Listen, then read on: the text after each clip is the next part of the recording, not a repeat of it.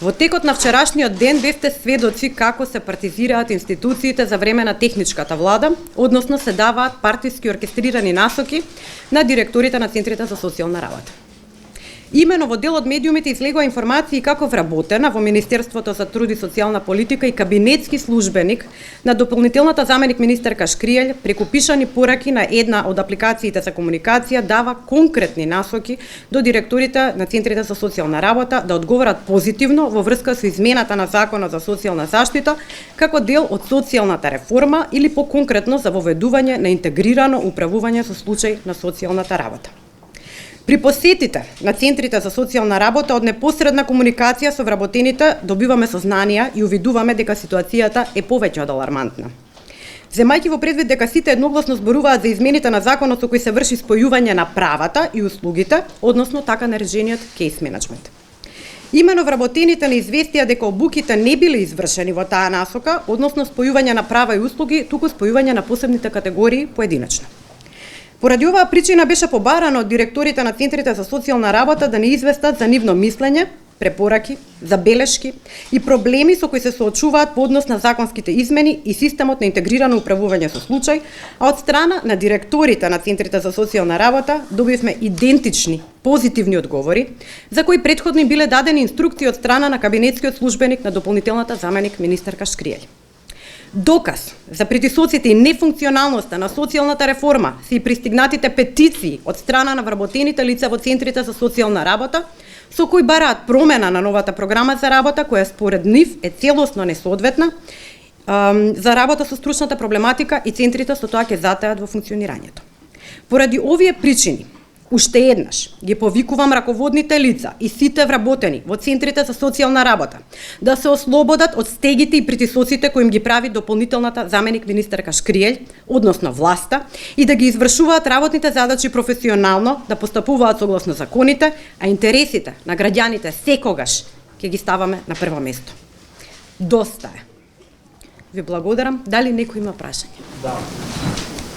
Нели овие прашања треба да ги решавате заеднички во кабинет, а не надвор пред новинарите, пред медиумите, во јавноста, бидејќи сепак нели по исто министерство сте велите власта и вие сте властни на тоа? Не, јас сум технички министер. Да, имате право, треба прашањата да ги решаваме во рамки на министерството. Во однос на позиционирањето на кабинетот и моето доаѓање во ова министерство беше повеќе од еднаш пружена рака. Направивме неколку состаноци во кои што побаравме достоинствено да го износиме товарот во предизборието. Само 100 дена. 4 месеци е премногу да се каже. Значи 100 дена имаме во период во кој што треба да стоиме гордо, сите заедно, со исправена глава и да покажеме пред граѓаните и меѓународната заедница дека сме достоинствени и можеме. Меѓутоа тоа не го дочекавме од спротивната страна, како што можете и да видите. Веќе излегуваат докази за обструкцијата на работењето на кабинетот. И ова е повеќе небулозно и детско. И навистина е доста. Дали ќе го пријавите може би на надлежните институции? Почекајте на време, ќе видите што ќе биде след. Споменавте инструкции од кабинетски службеник. За какви инструкции станува збор? Не мора директно, дали се вршени притисоци за решавање или одбивање на конкретни предмети од делот на социјалната заштита? Материјалите за инструкциите ќе ги добиете дополнително. Значи, имено, како што кажав, кабинетот достави барање до директорите во кои што тие ќе се изјаснат дали има проблем, дали ќе можат тековно нормално да ги вршат работите со спојувањето на правата и услугите, односно реформата на во труд и социјала. Директорите одговорија едногласно, значи малку е симптоматично кога ќе добиете одговори од сите директори на центри за социјална работа кои што се буквално истите реченици.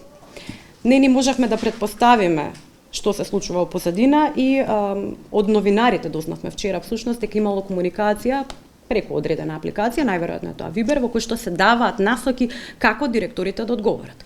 Од друга страна, кога ги посетуваме центрите, од една страна наидуваме на парализирани вработени, кои што шепотат, кои што ни додаваат ливчиња со информации дека системот нема да биде функционален.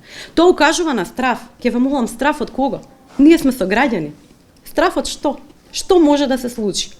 Заради тоа ги поздравувам оние вработени во центрите за социјална работа кои што изготвија и петиции, ќе ги добиете и петициите, и пропратни писма на истите во кои што викаат да, ние решивме да се изјаснеме и да кажеме дека реформата е избрзана, дека не сме подготвени, дека немаме доволно обука и дека овој систем ќе биде дисфункционален баш во периодот на предизборие. Што остава место да се размислува за манипулација преку Министерството за труд и социјала од страна на заменик министерката, односно кабинетот на заменик министерката за време на предизборие. Значи, класично кажано, биле притискани за да кажат дека законот е добар. Точно. Инаку, ако сакате дополнителни информации, може и да прошитате походниците на ова министерство. Што е суштината на кратко, значи, за реформата? Каде би биле кочниците, конкретно? Бидејќи социјалната сфера е многу голем општ поим. Така, во минатото биле поделени правата и услугите. Се вршела обука во која што треба да се заснова функционирањето преку кейс менеджмент, односно секој еден вработен носител на проект ќе може да решава и проблематика од права и проблематика од услуги.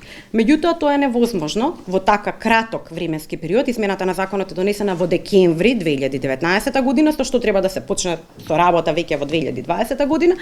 Вработените не се спремни, предметите не се споени во една целина, така да мислам дека ова ќе доведе до целосно закочување.